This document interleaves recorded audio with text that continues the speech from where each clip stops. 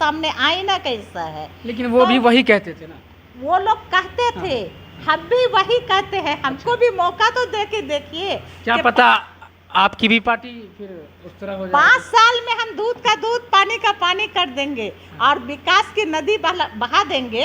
आप पहले मौका तो दीजिए। जब तक आप हमको मौका नहीं देते हैं तो फिर सच्चाई सामने कहाँ आता है। वो सिंपैथी जहाँ उनको राजद से मिला तो राजद की तरफ उनका झुकाव हो गया, या फिर कांग्रेस से मिला तो कांग्रेस की तरफ झुकाव हो गया। लेकिन कोई किसी का बंधुआ मजदूर नहीं है। नहीं है। लेकिन स्वागत है। क्या नाम हुआ आपका? Thank you. डॉक्टर फरहत आरा।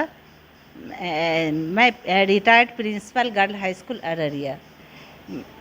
जहाँ तक आपने सवाल किया कि जन स्वराज ही क्यों ज्वाइन किए, जन स्वराज से पहले भी कई पार्टी वाले मुझे ऑफ़र दिए, है ना, भेजे कि मैं टिकट का भी उन्होंने जो है प्रस्ताव रखा कि अररिया से जो है इलेक्शन के लिए आपको टिकट भी दिया जाएगा, आप हमारी पार्टी में आ जाएं। लेकिन जो है मेरे दिमाग किसी से मेल नहीं खाया, क्योंकि हम बहुत साफ़ सुथरा छवि के और साफ़ सुथरे विचार के रहे। और मेरा हमेशा से विकास मेरा एक मुद्दा रहा। चाहे हम शिक्षा के क्षेत्र में भी थे तो हम हमेशा नारी के जो शोषण होता रहा, अत्याचार होता रहा, उसके विरुद्ध लड़ते रहे। नारी सशक्तिकरण में मेरा बहुत सारा वर्क है। और हमारा जो देखिएगा हिस्ट्री को तो बहुत सारा वर्क हमारा जो है देश विदेश में भी काम किया। और इस पर हम कई किताब भी लिखे, जैसे कि फीमेल इलिटरेसी इन कुल्हैया बिरादरी। इस पर जो हमने खोज किया था तो इस पर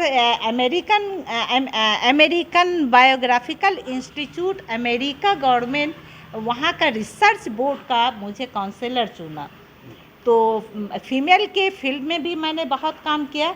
और साथ ही जो बिहार का की परेशानी सबके सामने है, आप लोगों के सामने भी है कि यहाँ विकास, जहाँ हम आज़ादी से पहले खड़े थे करीब करीब अभी भी हम वही खड़े हैं।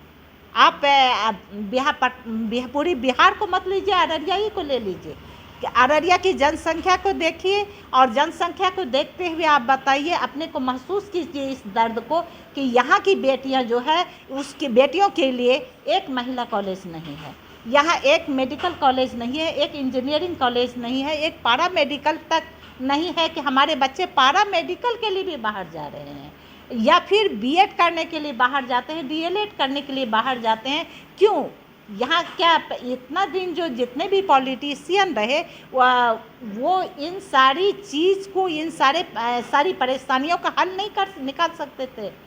अगर वो लोग पहल करते, उन लोग मंथन करते, अपने बच्चों का, अररिया वासियों के बच्चों को अपना बच्चा समझते, उसके दर्द को महसूस करते, तो अररिया में भी आज मेडिकल कॉलेज होता, इंजीनियरिंग कॉलेज होता, बीएड कॉलेज होता, महिला कॉलेज होता। हमारे बच्चे जो है परेशान हाल जो है अदर स्टेट पढ़ाई के लिए, शिक्षा के लिए नहीं जाते। दूसरी तरफ आप जो है स्वास्थ्य को ले लीजिए, क्या आप अररिया ही हॉस्पिटल को लीजिए या अररिया हॉस्पिटल के आसपास ले लीजिए, तो जितनी भी नर्स है, जितना भी जो थोड़ा सा इंजेक्शन देने सीख ली, प्रेशर नापने सीख ली, सब अपने आगे में डॉक्टर लगाती है। उसका कोई देखने वाला नहीं है कि क्या उसको मेडिकल रजिस्ट्रेशन है और वो कैसे प्रैक्टिस कर रही है, कैसे वो जो है या ऑपरेशन करती है। ऑपरेशन तक यहाँ कंपाउंडर और नर्स कर रहा है। तो ये जो कुव्यवस्था है, इन सारी चीज़ को देखते हुए इस दर्द को हमारे प्रशांत किशोर जी बहुत गहराई से इसको महसूस किए और उनको लगा कि अब वक्त आ गया है कि बिहारी होने का सबूत देना होगा। आप लोग के 15 साल 20 साल सभी पार्टी को मौका दिए और सभी जो काम किए हैं वो सभी के सामने आईना कैसा है। लेकिन वो भी वही कहते थे ना, वो लोग कहते थे, हम भी वही कहते हैं। हमको भी मौका तो दे के देखिए। क्या पता आपकी भी पार्टी फिर उस तरह हो जाए। 5 साल में हम दूध का दूध पानी का पानी कर देंगे और विकास की नदी बहा देंगे। आप पहले मौका तो दीजिए। जब तक आप हमको मौका नहीं देते हैं तो फिर सच्चाई सामने कहाँ आता है। सच्चाई को सामने लाने के लिए आपको मौका देना होगा और जब मौका दीजिएगा इंशाअल्लाह मेरी जो पार्टी है आप लोगों की उम्मीद पर खरा उतरेगी और बिहार का जो है चौतरफा विकास होगा। प्रशांत किशोर जी का यात्रा जब पहले अररिया में उनका आगमन हुआ था तो उन्होंने कहा था कि बिहार के जो मुस्लिम हैं आरजेडी के बंधुआ मजदूर हैं, तो ऐसे में आपका क्या जवाब है, क्या कहेंगे इस पर? देखिए, मुस्लिम के पास जो मुस्लिम वोटर है उसके पास कोई ऑप्शन नहीं था, कुछ ऑप्शन ही नहीं था कि वो किस पार्टी किधर जाए।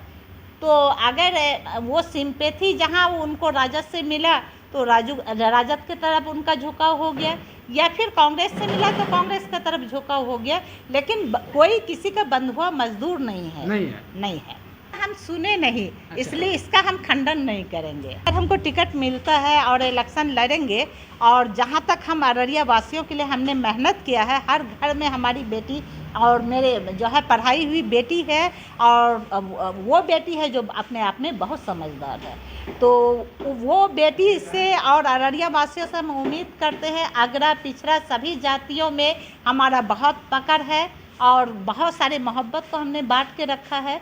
तो वैसी स्थिति में पूरी उम्मीद है कि अगर हमको टिकट मिलती है तो हम बहुत बहुमत से जीतेंगे, और जीतने के बाद सबसे पहले हम कॉलेज, स्कूल और स्वास्थ्य, जो हमारा स्वास्थ्य विभाग जो अस्त व्यस्त हालत में है, उसका हम सुधार करेंगे। तो क्या ऐसे में लगता है आपको कि अररिया वासी आपके साथ खड़े होंगे?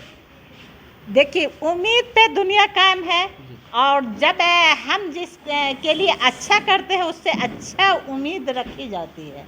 तो अररिया वासियों से हम बहुत मोहब्बत का जो है रिटर्न चाह रहे हैं कि वो मोहब्बत जो हमने बांटा है उसको वो लौटाएंगे और हम बहुमत से जीतेंगे। और मेरी जीत मेरी नहीं, क्योंकि हम उस स्टेज में है कि हमको जीत एमएलए एमपी बनने से कि कोई ज़रूरत नहीं है, क्योंकि हम रिसर्च स्कॉलर है, 10 किताब लिखेंगे, लेकिन उस स्टेज में हम आ गए हैं कि अररिया वासियों का जो कर्ज हम पर है उसको अदा करने का वक्त आ गया है। इसलिए जो भी मेरे पास वक्त होगा, मौका मिलेगा, अररिया वासियों के लिए हम समर्पित रहेंगे।